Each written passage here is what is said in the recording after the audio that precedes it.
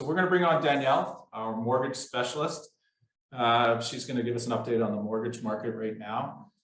For those of you that don't know, Danielle is our, mortgage go-to person for investment properties. She doesn't only get you a mortgage for your next investment property, she sets you on a plan to acquire multiple properties. So Danielle, if you want to give your update, that'd be great. Yeah, perfect. Thanks for the intro, you guys. So today I'm going to give you a little bit of a market update, touch on a little bit of what Tim and Azad said, and then also give you my investment tip for Tuesday as well. So, so where to begin? If you're like any home buyer right now, you're probably confused with what the rate market is doing. So just to give you an update again, to expand, is that the Bank of Canada is releasing its overnight lending rate. So tomorrow we will find out if there's an increase. We are anticipating an increase of a quarter point, which is 0.25%. This means anyone that is currently in a variable rate mortgage, you will see your interest rate go up. Therefore, you will see your mortgage payment go up slightly. However, it's not a huge increase that we're expecting, so try not to be alarmed.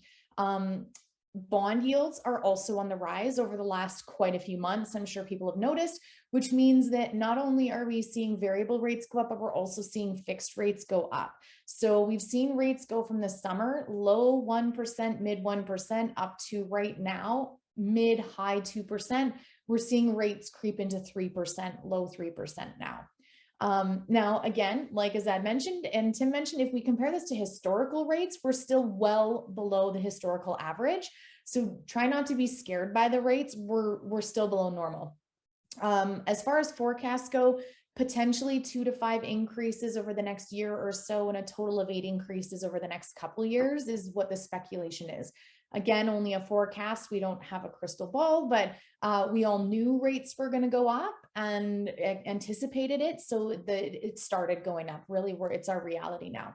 And just to touch on something, a quick reminder, but it's super important, is that when you are purchasing an investment property, rate is a part of it, but it should not be everything. So we really have to, as investors, change our mindset about interest rates, because the actual investment plan and which lenders we go to for what properties and how do we use potential rental income in the most advantageous way to qualify for the most number of properties. Mortgage terms, are we looking at penalties? Is it a flip? Is it a long-term hold? All of those mortgage terms are going to be almost more important than that interest rate, because penalties, we know, can cost tens of thousands of dollars. Somebody from TD Bank today got a $27,000 penalty quote, and rates are on the rise. So terms are just as important, if not more important, than rates. Any profit or any savings you see by 0.1, 0.2% of an interest rate would be long gone with that $27,000 penalty. So just a reminder, try not to be as rate focused when we're doing investing. We need to look at the overall picture. If you have any questions about variable rates, fixed rates, how they work, just reach out. It's a pretty common question, so feel free to ask. Now for my investment tip of the day, following up with Tim and Azad, I'm going to do one. So it's actually about working with the right people when you're investing. So I received an email today from one of Tim and Azad's clients that I've been working with, who currently has a CIBC mortgage. Too big of a penalty, same thing like TD. CIBC actually has the worst payout penalty calculation of any of the major lenders. But anyways, I sent him back to CIBC to add on a home equity line, because as we all know, adding on a home equity line of credit gives us ability to borrow for down payment on additional properties. Well, he met with the CIBC branch person and was advised, oh no, you don't want a home equity line. You don't want to refinance right now. We want to give you a personal line of credit instead. Client emails me and says, hey, this is the advice I'm getting. And within seconds, I wrote back and I was like, stop what you're doing. Do not pass go. Do not collect $200. Stop. We do not want a personal line of credit with a $50,000 balance, which banks calculate at 3%, which is a $1,500 a month payment we have to debt service. You won't qualify for the next property. In addition, the banks don't like you using unsecured lines for down payment. In addition, the interest rate on a line of credit is higher on a personal line than it is on a home equity line. And as we all know, right now, property values are extremely high. And over the next 60 days, we're going to see comparable sales that are even higher and going to push our property values up. So now is actually the time to be looking at refinancing, because we are going to be able to access a lot more equity than we would have 6-8 months ago.